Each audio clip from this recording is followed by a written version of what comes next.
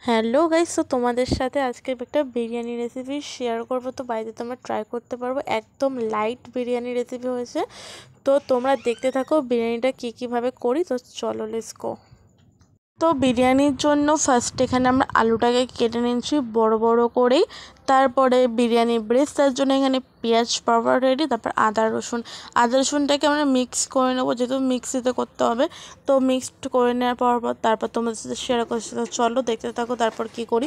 তারপর গরম তেল বসিয়ে দিলাম কড়াইতে গরম হওয়ার জন্য। তেলটা ভালো মতন গরম হয়ে যাওয়ার পরে আমরা কড়াইয়ের মধ্যে দিয়ে দেবো বেরেস্তার জন্য কড়া পেঁয়াজ কুচিটাকে। তো এখানে বেরেস্তার জন্য পেঁয়াজ কুচিটাকে প্রপার দিয়ে দিলাম। দিয়ে দেওয়ার পরে এটাকে ভালো করে নাড়তে হবে, যেহেতু বেশি এটাকে লালও করা যাবে না, আবার পুরো যে পোড়া পোড়া সেটাও করা যাবে না। মিডিয়ামটা রাখলে বেশি, তোমরা দেখতে যাবে ভিডিওতে যে আমরা যেরকম নামিয়েছি ওটা কিন্তু প্রপারই ছিল, মানে খাওয়া যাবে এরকম একটা ব্যাপার। স্মেলটাও খুব সুন্দর দিচ্ছিল। আর এদিকে আমি তারপরে ওদিকে ব্রেস্তা হচ্ছিলো, আর এদিকে আমি আলুটাকে ভেজে নিচ্ছিলাম। দিদি ওদিকে করছিলো, আর এদিকে আমি আলুটাকে একটু ভেজে নিচ্ছিলাম। যেহেতু বড় আলু ছিল, প্রায় আমাদের আধ ঘন্টা লেগেছে আলুটাকে লো ফ্লেমে দিয়ে সিদ্ধ, মানে ভেতরে যেহেতু কাঁচা না থাকে ওর জন্য। তো ভালো মোটামুটি তারপরে নুন হলুদ দিয়ে এটাকে ভালো মতন মিক্সড করছে। আর এদিকে দেখো ব্রেস্তা পর্যন্ত রেডি হয়ে গেল। তো ব্রেস্তাটা রেডি হয়ে গেছে। তো এবার দিদি আলুর মধ্যে এবার হলুদটাকে দিয়ে দিল, দিয়ে এবার মিক্সড করছে।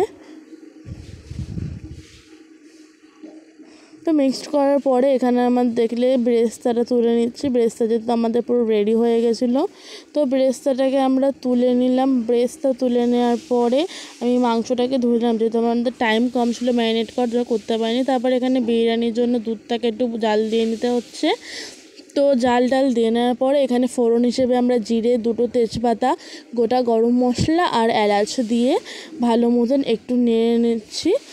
যেহেতু মা দিদি কাজ করছিলো বলে আমি একটু নেড়ে দিলাম। নেড়ে দেওয়ার পরে তারপর এক এক করে মাংসগুলোকে তুলে নিচ্ছি, মানে ডিপ ফ্রাই করে নেওয়ার জন্য। তো এটাকে একটু ফ্রাই করে নিলে মাংসগুলো ভালো লাগবে। তো মেটে মা এমনি দিয়েছিলো, কিন্তু মেটে অ্যাকচুয়ালি দেয়া না দেওয়া সমান, তোমরা দিতেও পারো না দিতে পারো। তো তারপর আদা রসুনের পেস্টটা অনেকটাই পড়ে যাচ্ছিলো বলে দিদি খুন্তিতে করে দিল। তারপর আদা রসুন দেওয়ার পর তারপর এখানে লঙ্কার গুঁড়ো পরিমাণ যে যেরকম তোমরা খাবে। তারপর এখানে সামান্য পরিমাণে নুন, আর তারপরে এখানে দিচ্ছে নুন হলুদ দিয়ে এটাকে ভালো মতন মিক্সড করব। যেহেতু হলুদ স্কিপে হয়ে গেছে অসুবিধা নেই, তো নুন হলুদটাকেও দিতে পারো জাস্ট হালকা পরে। তারপর এটাকে ভালো মতন আমরা মিক্সড করে নিচ্ছি। করে নেওয়ার পর এখানে জিরের গুঁড়োটা আনা হয়ে যাবে, জিরের গুঁড়ো দিয়ে নিল। দিয়ে আর এদিকে দেখো আলুটা ঠিক এরকম হবে আধ ঘন্টা অন্তর। তারপর এখানে মিট মশলা যেটা ছিল, মিট মশলা দিয়ে দেওয়ার পরে ভালো মতন মিক্সড করলো। মিক্সড হয়ে যাওয়ার পরে এবার ওর মধ্যে দেখেছো কালার দেখেছো কতটা চেঞ্জ হয়ে এসছে, খুব সুন্দর হয়েছে বলে তোমরা একবার প্রসেসিংটা করে দেখো। তারপর এখানে দিয়ে দেওয়ার পরে ভাতে গরম জল বসিয়ে দিল, আর এদিকে ভাতও হয়ে গেছে। তারপর এদিকে যে দুধের মধ্যে একটু রং মিশিয়ে দিয়ে করলো ওটা, তারপর ওটা একটু মাংসতে দিয়ে দিল অনেক কিছু। তারপর এখানে দিয়ে দিচ্ছে শাহি গরম মশলা দেওয়ার পরে এখানে দিচ্ছিল আর কিছু দেয়নি, মানে যেহেতু মাংসটা হয়ে এসছে টাইমও হয়েছে বলে শাহি গরম মশলাটা দিয়ে জাস্ট নামিয়ে নিল।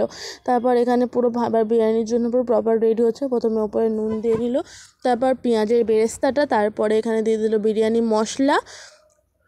মশলা দিয়ে দেওয়ার পরে তারপরে জলটা দিল। এবার জলটা দেওয়ার পরে এখানে দেওয়া হচ্ছে ঘি পরিমাণ মতন, যেটা দুটো লেয়ারে হবে। তো পরিমাণ মতন ঘি দেওয়ার পরে 1 চামচ গোলাপ জল, 1 চামচ কেওড়া জল, আর এখানে দেবে হলো মিঠা আতর। দেওয়ার পরে এবার ওটাকে মিঠা আতর দিয়ে এবার ভালো করে মাংসগুলোকে তুলে দিতে, যেহেতু আমাদের দুটো লেয়ারে করছি তোমাকে বললাম প্রসেসিং, যেহেতু তার জন্য দেওয়ার পর এটাকে একটু ভালো করে ভাতগুলোকে ওপর দিকে করে নেবার আবার সেম প্রসেসিংয়ে করতে থাকছিলাম। তো দেখো তোমরা সেম প্রসেসিংয়ে আবার ওরকমভাবে করতে হবে। তো এখানে পুরো এবার প্রসেসিং পুরো রেডি হয়ে গেছে। আর লাস্ট ফিনিশিংয়ে যে মাংসটুকু ছিল সেটাই মা দিয়ে দিল লাস্ট ফিনিশিংয়ে মাংসতে।